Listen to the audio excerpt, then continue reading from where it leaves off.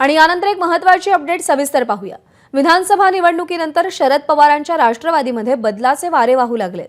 शरद पवार लवकरच भाकरी फिरवणार असल्याची माहिती विश्वसनीय सूत्रांनी दिली आहे। पक्षातील युवक अध्यक्ष, युवती अध्यक्ष, विद्यार्थी अध्यक्ष, महिला प्रदेश अध्यक्ष यासह विविध सेलचे प्रमुख बदलणार असल्याची माहिती सूत्रांनी दिली आहे। विधानसभा निवडणुकीमध्ये अपेक्षित असं यश महाविकास आघाडीला मिळालं नाही, शरद पवारांच्या राष्ट्रवादीला मिळालं नाही आणि त्यानंतर आता राष्ट्रवादीमध्ये बदलाचे वारे वाहू लागतायत। जे महत्त्वाचे सेल आहेत ज्याच्यामध्ये युवक अध्यक्ष, युवती अध्यक्ष, विद्यार्थी अध्यक्ष, महिला प्रदेश अध्यक्ष यासह विविध सेलचे प्रमुख बदलले जाणार असल्याची सूत्रांनी माहिती दिलेली आहे। निलेश बुधावले आपले प्रतिनिधी सध्या आपल्यासोबत आहेत। निलेश, नजीकच्या काळात राष्ट्रवादीमध्ये कोणकोणते बदल अपेक्षित आहेत आणि ते का केले जात आहेत?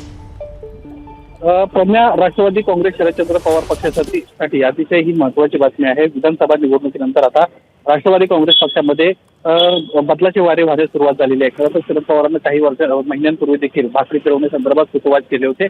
महिन्यांपूर्वी देखील भाकरी फिरवण्यासंदर्भात सूतोवाच केले होते।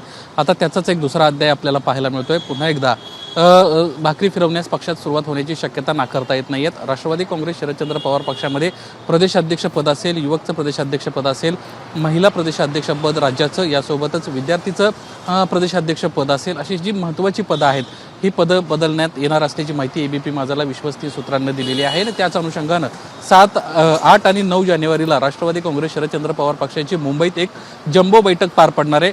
वायबी चव्हाण सेंटर या ठिकाणी या बैठकीचं आयोजन करण्यात आलेलं आहे। 8 तारखेच्या बैठकीमध्ये महाराष्ट्रातले जे ते राष्ट्रवादी काँग्रेस शरदचंद्र पवार पक्षाचे विविध सेल्स आहेत त्या सेल्सच्या प्रमुखांना बोलवलंय आणि दुसऱ्या दिवशी मात्र खासदार, आमदार, माजी आमदार या सर्वांना, यासोबतच जिल्हाध्यक्ष, शहराध्यक्ष राज्यभरातले या सर्वांना निमंत्रित करण्यात आलेलं आहे। या बैठकीमध्येच काही जे आहे ती चाचपणी होताना पाहायला मिळणार आहे। शरद पवार स्वतः या बैठकीला उपस्थित असतील आणि प्रत्येक या पक्षातील विविध सेल्सचे जे म्हणणं आहे ते जाणून घेणार आहेत आणि त्यानंतर जो आहे तो पुढचा निर्णय जाहीर होणार आहे। सध्या प्रदेशाध्यक्ष जयंत पाटील यांचंच नेतृत्व अनेकांना मान्य आहे आणि तेच पुन्हा एकदा प्रदेशाध्यक्ष असावेत अशा पद्धतीचा एक गट राष्ट्रवादी काँग्रेस शरदचंद्र पवार पक्षामध्ये आहे। त्यामुळे आता जयंत पाटील प्रदेशाध्यक्षपद सोडतायत किंवा त्यांना बदललं जातंय की पुन्हा एकदा जयंत पाटीलच प्रदेशाध्यक्ष पदावर असतील हे पाहणं औत्सुक्याचं ठरणार आहे। 8 आणि 9 जानेवारी राष्ट्रवादी काँग्रेस शरदचंद्र पवार पक्षासाठी महत्त्वाचे दिवस आहेत हे 2 दिवस आणि या 2 दिवसानंतर पक्षात मोठे बदल आपल्याला पाहायला मिळतील।